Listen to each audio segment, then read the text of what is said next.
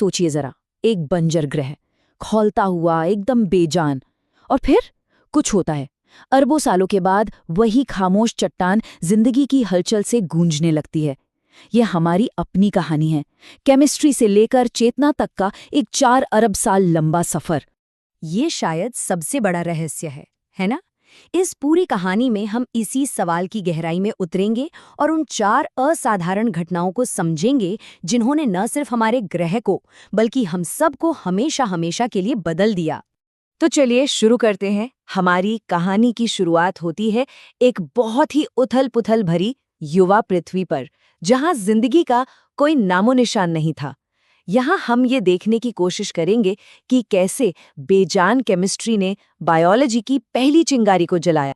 तो वैज्ञानिक इस बड़ी पहेली को एक नाम देते हैं, एबायोजेनेसिस। अब ध्यान रहे, ये इवोल्यूशन यानी विकास की बात नहीं हो रही है। ये तो उससे भी पहले की कहानी है कि जिंदगी की शुरुआत आखिर हुई कैसे। ये सोचना ही कितना कमाल का है कि अगर सही हालात मिल जाएं तो केमिस्ट्री ही बायोलॉजी बन सकती है। तो सवाल ये है कि आखिर ये सब हुआ कैसे? वैज्ञानिकों का मानना है कि इसकी एक रेसिपी थी जिसमें 3 आसान स्टेप्स थे। पहला, जैसा कि मशहूर मिलर यूरे एक्सपेरिमेंट में देखा गया, शुरुआती पृथ्वी के माहौल में बिजली कड़कने और केमिकल्स के मिलने से जिंदगी के बिल्डिंग ब्लॉक्स जैसे अमीनो एसिड बने। दूसरा, ये ब्लॉक्स आपस में जुड़कर पॉलीमर नाम की लंबी लंबी चेन बनाने लगे। और फिर आया वो जादुई पल। एक मॉलिक्यूल, शायद आरएनए जैसा, उसने कुछ ऐसा करना सीख लिया जो पहले कभी नहीं हुआ था। उसने खुद को कॉपी करना सीख लिया। सच में यही वो पल था जब बेजान चीजों ने जिंदा होने की तरफ अपना पहला कदम बढ़ाया था। तो जिंदगी की चिंगारी तो लग चुकी थी, पर ये पहली जिंदगी दिखती कैसी थी? चलिए कहानी के अगले पड़ाव पर चलते हैं और उस पहले जीव से मिलते हैं जो हम सभी को एक दूसरे से जोड़ता है। ये बात सोचने में ही कितनी कमाल की है ना? सोचिए, एक पेड़, एक फंगस और हम इंसान, हम सब एक ही बहुत बड़े परिवार का हिस्सा हैं जो करोड़ों अरबों साल पहले एक ही जड़ से जुड़े थे। साइंटिस्ट ने इस कॉमन पूर्वज को एक नाम दिया है, लास्ट यूनिवर्सल कॉमन एंसेस्टर, या शॉर्ट में कहें तो लूका। अब देखिए, इसका कोई फॉसिल या जीवाश्म हमें कभी नहीं मिलेगा, पर हमें पता है कि ये था, क्योंकि इसकी छाप, इसका सिग्नेचर आज दुनिया के हर जीव के डीएनए में मौजूद है। और यहाँ पर एक बहुत हैरान करने वाली बात है, लूका कोई बहुत मामूली या सिंपल जीव नहीं था। वैज्ञानिकों का मानना है कि इसके पास पहले से ही डीएनए था। ये प्रोटीन बनाने के लिए राइबोसोम का इस्तेमाल करता था। समझिए कि छोटी छोटी प्रोटीन बनाने वाली फैक्ट्रियां। और तो और ये एनर्जी बनाने के लिए कीमियोस्मोसिस का इस्तेमाल करता था, जो एक तरह से सेल के लिए अपनी बैटरी चार्ज करने जैसा एक बहुत ही स्मार्ट तरीका है। मतलब जिंदगी अपनी शुरुआत में ही काफी एडवांस्ड थी। तो करीब करीब 1.5 अरब साल तक जिंदगी माइक्रोस्कोपिक और सीधी सादी ही रही। लेकिन फिर एक नया आविष्कार हुआ, एक ऐसा आविष्कार जिसने सब कुछ बदल दिया और हमारे ग्रह को एक ऐसे संकट में डाल दिया जिसने लगभग पूरी जिंदगी को ही खत्म डाला। चलिए जरा इस टाइमलाइन पर नजर डालते हैं, इससे हमें कहानी के स्केल का अंदाजा होगा। देखिए, जिंदगी लगभग 3.8 अरब साल पहले शुरू हुई, लेकिन जो असली गेम चेंजर था, साइनोबैक्टीरिया, वो करीब 1 अरब साल बाद 2.7 अरब साल पहले आया। 1 अरब साल, सोच सकते हैं कितना लंबा वक्त है ये? तो ये साइनोबैक्टीरिया ने एक कमाल की तरकीब निकाली। इसने सूरज की रोशनी को खाने में बदलना सीख लिया। पर इस पूरी प्रोसेस में एक वेस्ट प्रोडक्ट भी निकलता था, एक ऐसी चीज जो दुनिया को हमेशा के लिए बदल देने वाली थी, और वो थी ऑक्सीजन।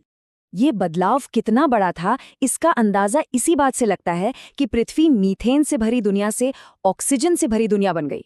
मतलब पूरे के पूरे ग्रह का एटमॉस्फेयर, उसकी केमिस्ट्री ही बदल गई। अब उस वक्त जो जिंदगी मौजूद थी, जो बिना ऑक्सीजन के पनपी थी, उसके लिए ये एक तबाही थी। ये नई ऑक्सीजन हवा में एक जानलेवा जहर की तरह थी।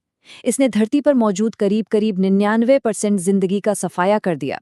ये हमारे ग्रह का पहला और शायद सबसे बड़ा मास एक्सटिंक्शन था।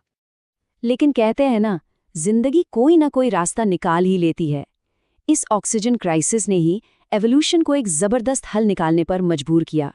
एक ऐसी पार्टनरशिप जिसने एक नए और कई ज्यादा ताकतवर सेल को जन्म दिया। इस आइडिया को कहते हैं एंडोसिम्बायोटिक थियरी। और इसे समझने का सबसे अच्छा तरीका है इसे इतिहास का सबसे बड़ा रूममेट अग्रीमेंट मानना।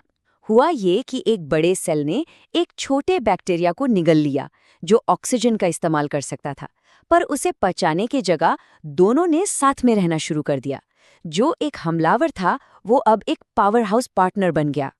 और सबसे कमाल की बात पता है क्या है? इसका सबूत कहीं और नहीं, हमारे अपने शरीर की कोशिकाओं के अंदर है। हमारी कोशिकाओं के अंदर जो माइटोकॉन्ड्रिया होते हैं, जो हमारे लिए एनर्जी बनाते हैं, वो आज भी कई मामलों में बैक्टीरिया जैसे ही हैं। उनका अपना अलग सर्कुलर डीएनए होता है, वो बैक्टीरिया की तरह ही बंटकर अपनी संख्या बढ़ाते हैं। ये सचमुच हमारी कोशिकाओं के अंदर बसे हुए लाखों साल पुराने मेहमान हैं। तो इस पार्टनरशिप का नतीजा क्या निकला?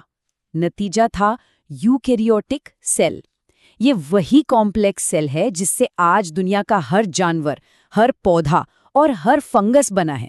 अगर ये एक घटना नहीं हुई होती तो हम में से कोई भी आज यहाँ नहीं होता। तो चलिए अब इन सारे टुकड़ों को जोड़कर पूरी तस्वीर देखते हैं और समझते हैं कि इस पूरे अविश्वसनीय सफर का आखिर मतलब क्या है। तो ये है हमारी कहानी 4 हिस्सों में। पहली थी एक चिंगारी जिसने केमिस्ट्री से बायोलॉजी को जन्म दिया। दूसरा था एक ब्लूप्रिंट जिसने जिंदगी के नियम बनाए। तीसरा था एक संकट जिसने हमारे ग्रह को ही बदल डाला। और चौथा एक पार्टनरशिप जिसने हम जैसे कॉम्प्लेक्स जीवन को मुमकिन बनाया। जैसा कि अमेरिकन सोसाइटी फॉर माइक्रोबायोलॉजी भी कहती है, उस पुरानी माइक्रोबियल क्रांति के बिना ना तो ऑक्सीजन में सांस लेने की काबिलियत पैदा होती और ना ही हम जैसे कॉम्प्लेक्स मल्टीसेल्ड जीव कभी बन पाते। और ये सब हमें एक आखिरी और बहुत बड़े सवाल पर लाकर छोड़ देता है। अगर ये पूरी हैरत अंगेज कहानी 4 अरब साल का ये सफ़र हमारी पृथ्वी पर हो सकता है, तो क्या ये कहीं और नहीं हो सकता?